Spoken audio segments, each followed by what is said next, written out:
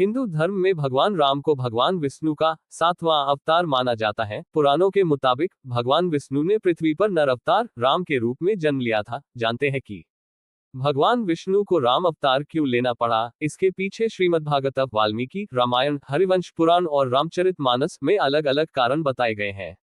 मोटे तौर पर 2 शाप और 2 वरदान हैं जो राम अवतार का कारण बने। जानते हैं वो शाप और वरदान क्या थे। पहला शाप जय विजय को सनकादिक ऋषियों ने दिया था। श्रीमद्भागवत महापुराण के 3रे अध्याय में कहानी है। सृष्टि के आरंभ में ब्रह्मा जी ने कई लोकों की रचना करने के लिए तपस्या की। उनकी तपस्या से प्रसन्न होकर भगवान विष्णु ने सनक, सनंदन, सनातन और सनत कुमार नाम के 4 मुनियों के रूप में अवतार लिया। ये भगवान विष्णु के पहले अवतार माने जाते हैं। वैकुंठलोक में भगवान विष्णु के जय विजय नाम के 2 द्वारपाल थे। एक बार सनकादि मुनि उनके दर्शन करने वैकुंठ आए। जब सनकादि मुनि द्वार से निकलकर जाने लगे तो जय विजय ने हंसी उड़ाते हुए उन्हें रोक लिया। सनकादि मुनियों को ये बात बुरी लगी। उन्होंने दोनों को 3 जन्म तक राक्षस योनि में जन्म लेने का शाप दे दिया। क्षमा मांगने पर सनकादि मुनि ने कहा कि तीनों ही जन्म में तुम्हारा अंत स्वयं भगवान श्री हरि करेंगे। 3 जन्म के बाद तुम्हें मोक्ष की प्राप्ति होगी। पहले जन्म में जय विजय ने हिरण्यकश्यप व हिरण्याक्ष के रूप में जन्म लिया। भगवान विष्णु ने वराह अवतार लेकर हिरण्याक्ष का तथा नरसिंह अवतार लेकर हिरण्यकश्यप को मारा। दूसरे जन्म में जय विजय ने रावण और कुंभकर्ण का जन्म लिया। इनका वध करने के लिए भगवान विष्णु को राम अवतार लेना पड़ा। तीसरे जन्म में दोनों शिशुपाल और दंत वक्र के रूप में बने।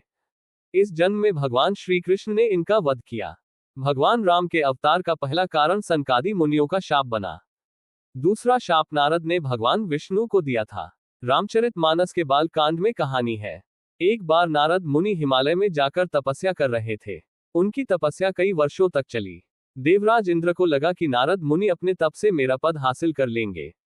देवराज इंद्र ने कामदेव को आदेश दिया कि नारद मुनि की तपस्या भंग कर दो। कामदेव वहां पहुंचे जहां नारद तपस्या कर रहे थे। उन्होंने नारद मुनि पर काम बाण चलाए। बाणों के प्रभाव से नारद मुनि की तपस्या टूट गई। उन्होंने आंखें खोली और कामदेव की तरफ देखा। कामदेव को ये लगा कि नारद भी मुझे भगवान शिव की तरह भस्म कर देंगे। उन्होंने नारद से माफी मांगी। कामदेव ने कहा कि मैंने ये सब हमारे राजा इंद्र के कहने पर किया। आपकी तपस्या भंग करने में मेरा कोई हित नहीं है। मैंने बस राजा की आज्ञा का पालन किया है। कामदेव से ऐसी बात सुन नारद मुस्कुराए और उसे क्षमा कर दिया। माफी मिल गई तो कामदेव ने कहा मैंने भगवान शिव की तपस्या भंग की थी तो उन्होंने मुझे भस्म कर दिया था। उन्होंने काम को जीत लिया लेकिन क्रोध से हार गए। आपने तो क्रोध को भी जीतकर मुझे क्षमा कर दिया। आप तो शिव से भी बड़े सन्यासी हो गए। ये सुन नारद के मन में अहंकार आ गया। वे ये बताने भगवान शिव के पास गए। भगवान शिव ने उनकी बात सुनी और कहा कि ये आपने मुझे बता दिया लेकिन भगवान विष्णु को भूलकर भी मत बताएगा। नारद ने उनकी बात अनसुनी कर दी। वे सीधे वैकुंठ लोक गए। यही बात उन्होंने भगवान विष्णु को बताई। भगवान विष्णु समझ गए कि नारद को अहंकार हो गया है।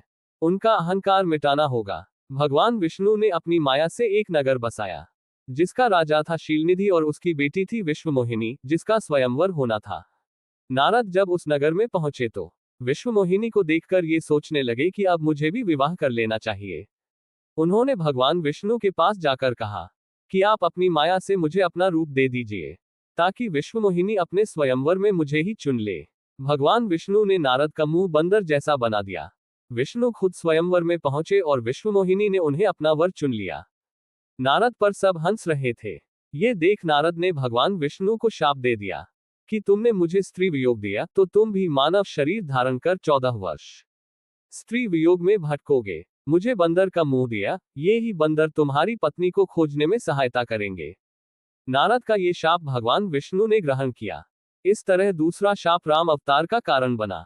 अब जानते हैं उन 2 वरदानों के बारे में जिनके कारण भगवान विष्णु को अपना 7वां अवतार प्रभु श्री राम के रूप लिया। पहला वरदान विष्णु ने मनु और शत्रुपा को दिया। श्रीमद् भागवत महापुराण कहता है सतयुग में मनु और शत्रुपा जो ब्रह्मा के ही अंश से जन्मे थे, दोनों ने संतान पाने के लिए भगवान विष्णु की बरसों तक तपस्या की। उनकी तपस्या से खुश होकर भगवान विष्णु प्रकट हुए। उन्होंने मनु और शत्रुपा से पूछा कि क्या वरदान चाहिए। दोनों ने कहा कि भगवान हमें आपके जैसी संतान चाहिए। भगवान विष्णु बोले मेरे जैसा तो बस मैं खुद हूं, तो मैं खुद ही तुम्हारे पुत्र के रूप में जन्म लूंगा। त्रेतायुग में तुम राजा दशरथ और शत्रुपा कौशल्या बनकर जन्मेंगी।